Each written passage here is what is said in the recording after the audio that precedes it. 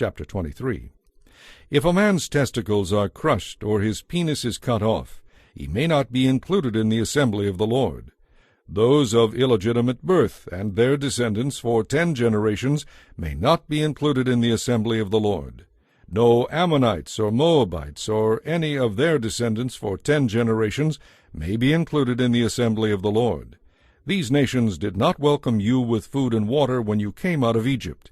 Instead, they tried to hire Balaam, son of Beor, from Pethor in Aram-naharaim, to curse you. But the Lord your God would not listen to Balaam. He turned the intended curse into a blessing because the Lord your God loves you. You must never, as long as you live, try to help the Ammonites or the Moabites in any way. Do not detest the Edomites or the Egyptians, because the Edomites are your relatives, and you lived as foreigners among the Egyptians. The 3rd generation of Egyptians who came with you from Egypt may enter the assembly of the Lord. When you go to war against your enemies, stay away from everything impure. Any man who becomes ceremonially defiled because of a nocturnal emission must leave the camp and stay away all day. Toward evening he must bathe himself, and at sunset he may return to the camp. Mark off an area outside the camp for a latrine.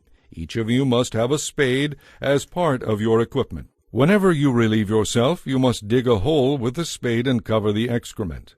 The camp must be holy, for the Lord your God moves around in your camp to protect you and to defeat your enemies. He must not see any shameful thing among you, or he might turn away from you. If slaves should escape from their masters and take refuge with you, do not force them to return. Let them live among you in whatever town they choose, and do not oppress them. No Israelite man or woman may ever become a temple prostitute.